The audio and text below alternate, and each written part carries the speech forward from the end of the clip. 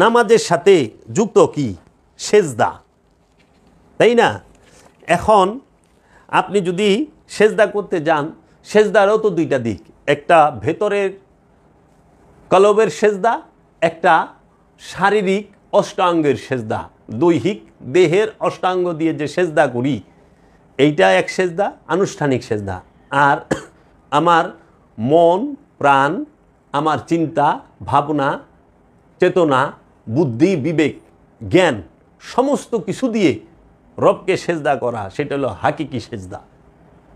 এখন আপনি যদি একটু খেয়াল করেন যে সেজদার বিষয়টা আমরা যদি ফলো করি, সেজদা শব্দের অর্থ কি আমরা কি মোটেও ভেবে দেখেছি? সারা জীবন মাথা খালি নতই করে গেলাম। সেজদা শব্দের অর্থ হলো আত্মসমর্পণ, মাথা নত করা না, আত্মসমর্পণ করার অপর নাম সেজদা। আত্মসমর্পণ, নিজেকে রবের কাছে সমর্পণ করার নাম সেজদা।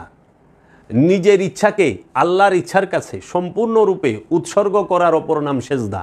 নিজের ইচ্ছাকে রসুলের ইচ্ছার কাছে, সম্মুখ গুরুর ইচ্ছার কাছে সম্পূর্ণরূপে অর্পণ করে দেবার নাম সেজদা। এই সেজদা সবাই করতে চায়ও না, করতে পারেও না। আমাদের দেশে আমরা মুসলমান সমাজের অধিকাংশ মানুষ মাথা নত এবং অষ্টাঙ্গ নামানো নত করার সেজদাটা করি। এখন আমি এই সেজদা সম্পর্কে যদি আপনাদেরকে একটু বলি, সেজদা তথা আত্মসমর্পণ প্রকৃতির নিয়মের কাছে নয়। সেজদাটা কই করবেন? সেজদা মানে কি? সেজদা তথা আত্মসমর্পণ, এই সেজদাটা প্রকৃতির নিয়মের কাছে নয়, আল্লাহর ইচ্ছার কাছে করতে হবে আত্মসমর্পণ। আল্লাহর ইচ্ছার কাছে সেজদা করতে হবে, আল্লাহর ইচ্ছার কাছে আত্মসমর্পণ করতে হবে, প্রকৃতির নিয়মের কাছে নয়। সেজদা হলো ইবাদতের মূলনীতি, আর মূলনীতি কখনো বদলায় না। মূলনীতি কখনো তৌহিদ আবার কখনো শিরক হতে পারে না।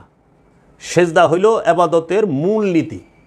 আমরা জন্মলগ্ন হইতে মৃত্যুর আগ পর্যন্ত যত ইবাদত বন্দিগি যাহা কিছুই করি, এটার মূলনীতি একটাই, সেজদায় পৌঁছাবার জন্য, আল্লাহর ইচ্ছার কাছে নিজের ইচ্ছাটাকে সম্পূর্ণরূপে আত্মসমর্পণ করে দেবার জন্য যত ইবাদত বন্দিগি ভালো কর্ম।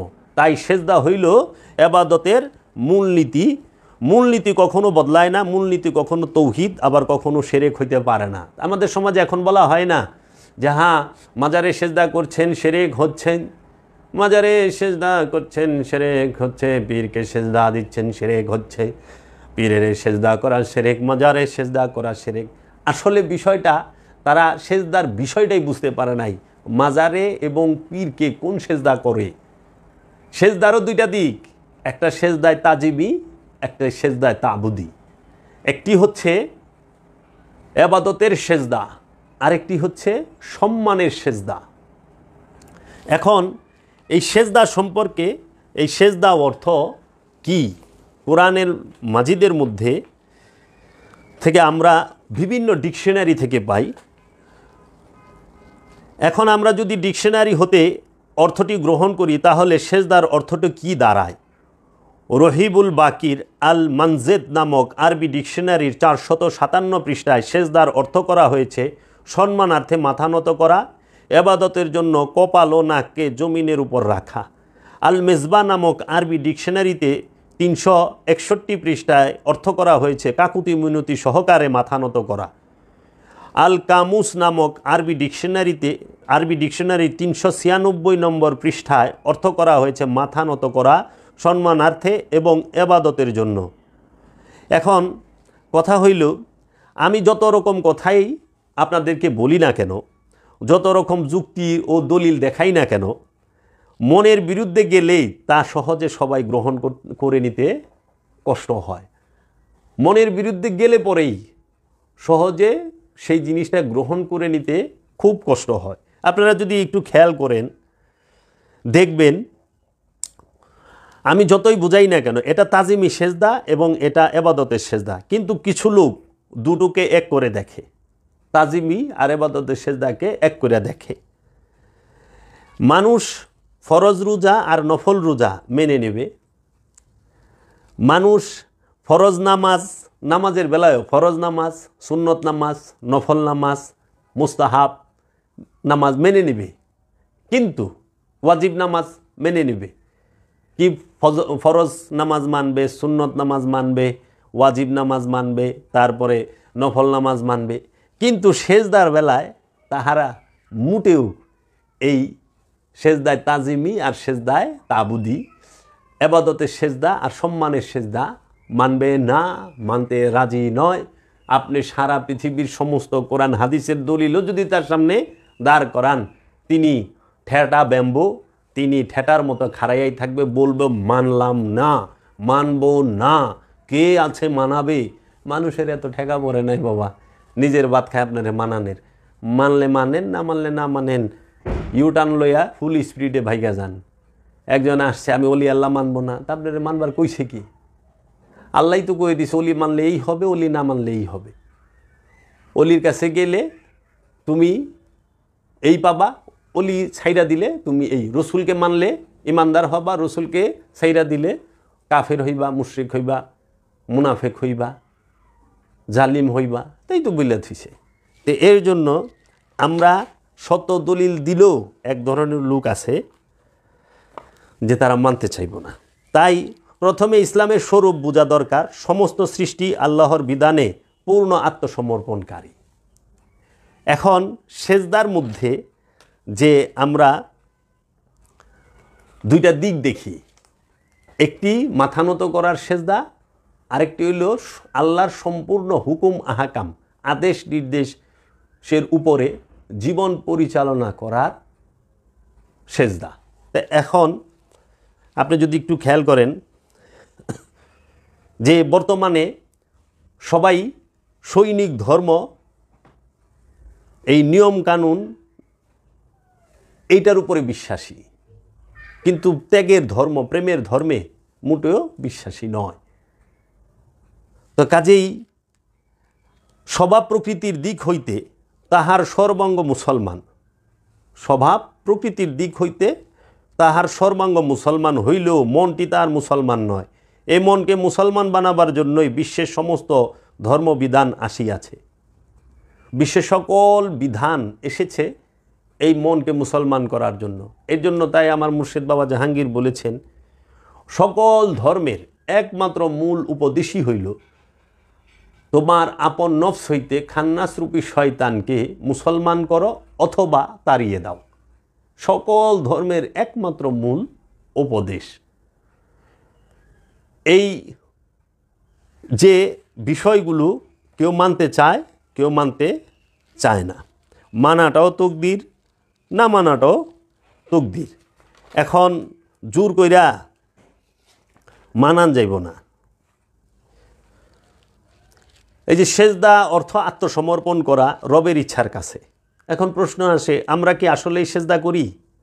নামের মুসলমানরা শুধু দেহের মাথা নত করার সেজদা করে, কিন্তু রবের ইচ্ছার কাছে নিজের ইচ্ছাকে নত করার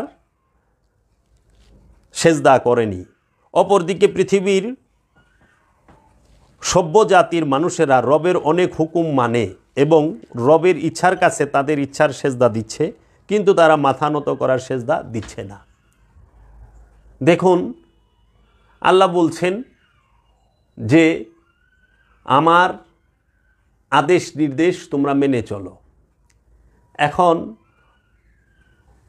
মাথা নত যে সেজদা করতে অষ্টাঙ্গ লাগে, হাত পা চোখ কান, এই যে অষ্টাঙ্গ আমরা ব্যবহার করি সেজদার সময়, এটা সবাই করতেছে দেখতেছি।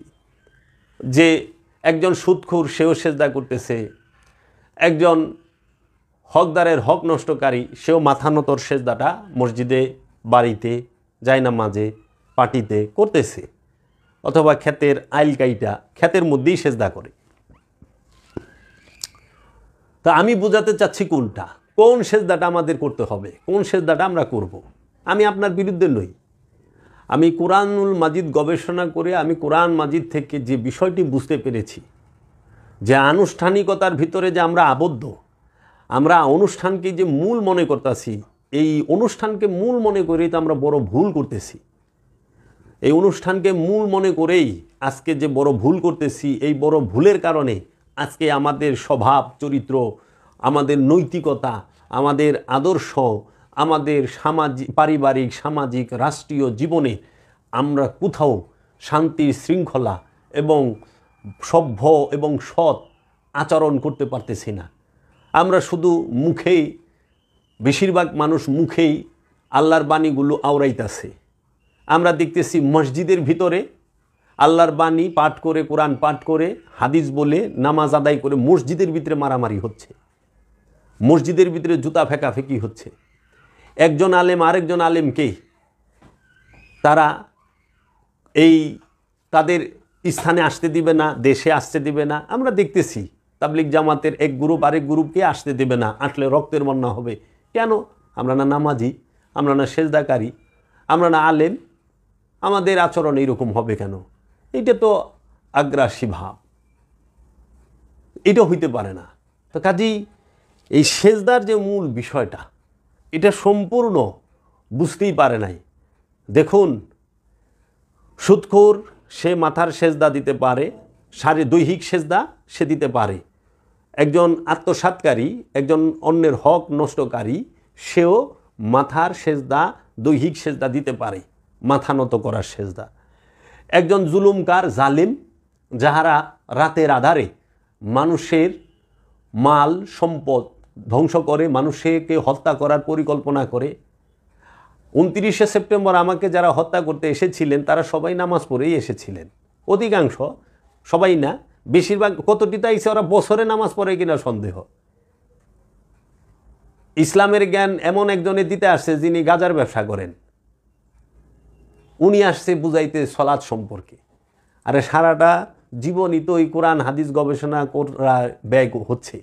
এবং যদি আমি কোরআন হাদিস গবেষণা নাই করতাম তাহলে আমি কিভাবে বুঝলাম সলাতও যে দুই প্রকার, একটি ওয়াক্তি, একটি দাইমি। সিয়ামও যে দুই প্রকার, একটি আত্মসংযম আর কি হচ্ছে আনুষ্ঠানিক রূপক, যে খাদ্য পানি থেকে বিরত থাকা, দেহ সংযমের রোজা। তো সিয়ামে তো দুইটা দিক, প্রত্যেকটা জিনিসের দুইটা দিক। তাহলে এই সেজদা আত্মসাৎকারী করতে পারে, হকদারের হক নষ্টকারী করতে পারে। কিসের? মাথা নতর সেজদা এবং দৈহিক শারীরিক সেজদাটা মাথা নত করে এবং সর্বাঙ্গ নত কইরা। যে জেনা করছে, জেনা কইরা যায় মাথা নতের সেজদা করা যায়, মাথার সেজদা দেওয়া যায়, মাথা নত করার সেজদা দেওয়া যায়। ঘুষ খায়া মাথা নত করার সেজদা দেওয়া যায়, সুদ খায়া মাথা নত করার সেজদা দেওয়া যায়। এবং অন্যের হক মাইরা, অন্যের সম্পদ আত্মসাৎ কইরা, ভাই বোনের হক মাইরা, ভাইস্তা ভাস্তির ভাগ্নির হক মাইরা, পাড়া প্রতিবাসী আত্মীয় স্বজনের হক মাইরা সেজদা দেওয়া যায়। পেনশনের টাকা মাইরা দিয়ে সেজদা দেওয়া যায়। মানুষকে ওজনে কম দিয়া, বাজারে যাইবেন ওজনে কম দিব, আর নইলে পরে পচা মাল ধরায় দিব, আর না হইলে পরে আপনার মালের যে রেট তার থেকে অনেক বেশি রেখে আপনারে ঠকায়া দিব, কিন্তু সে মাথা নতর সেজদা করব। এটি একটাও সেজদা হয় না, এটি লোক দেখানো হয়। তাই একটা ঘটনা বলতে হয়। একদিন এক ফলের দোকানদারের কাছে গেছি, তো যায় যখন দাঁড়াইছি, ফলের দোকানদার বলল আসসালামু আলাইকুম আমাকে। তা আমিও বললাম ওয়ালাইকুম আসসালাম। মানে কি দাঁড়াইলো?